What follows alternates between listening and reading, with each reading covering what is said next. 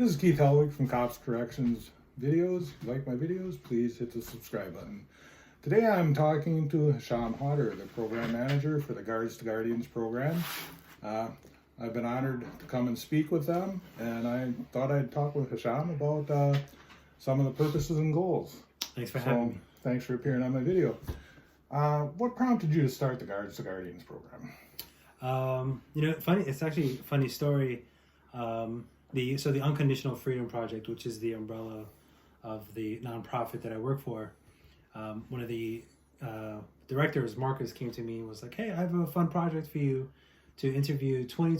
We need 20 testimonials of correctional officers as we build out the correctional officer program that we wanted to do as part of our prison reform." And I was like, okay, this could be interesting. I like to interview people. I like to talk to people. And I'm on Facebook messaging officers and Instagrams and on platforms trying to find one officer who'll talk to me. And funny enough, the first two people who ever talked to me was Gary York and you. And you were my first two testimonials that I did. And I got up to 20 testimonials, and after like each one, I just started to fall in love with this program. There was something about it. In talking to officers, I could see a lot about myself. I grew up not being able to deal with any of my emotions. I was very suppressed as a kid, and I've spent the last 10 years kind of doing a lot of self-reflecting on my life and how I've the emotions that I feel and everything. And I just started to relate to officers in that way. One officer mentioned not being able to sit, had to always sit with his back against the wall. I know the feeling. And it's weird because I'm not an officer, but I have that experience. Mm-hmm. I'm always very sensitive and hypervigilant around my areas because I just kind of grew up with that level of sensitivity, and then just seeing officers, in that hyper vigilant state all the time, it was like, oh, okay, like this is a human experience that can happen. And as a correctional officer, you do it day in and day out. Okay. And I just started to fall in love with the work and talking to officers, their stories, their passion, and most of all, just the heart that they have in a job that doesn't get the recognition it should. Now, after you started talking to the officers, did it change your perception of correctional officers? Totally. What was your perception before you talked to officers? My favorite movie is Shawshank Redemption, and officers, just would beat on inmates. So I just thought that that's how it was. Okay. And I thought that was just part of the job because you deal with very difficult situations, and people in a very intense environment.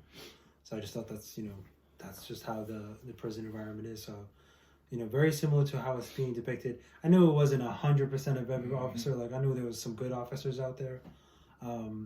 But as I got to talk to each officer, each one just showed me more and more like, oh, like that's a very small portion of the officers that are out there. And it's just been beautiful to talk to them and happy that my mind got changed in that way. Okay. Now, in working the Guards to Guardians programs, what can an officer effectively work through this program? So our program, we have a workbook here. So each chapter, offers, a really insightful kind of educational pieces on what is going on with our human psyche, how to best, like the things that we choose to avoid or deny or about the experiences that we face.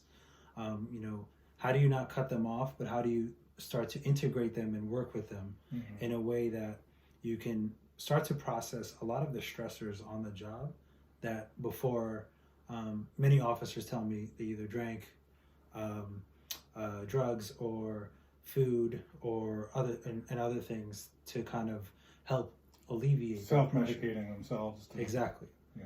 Okay.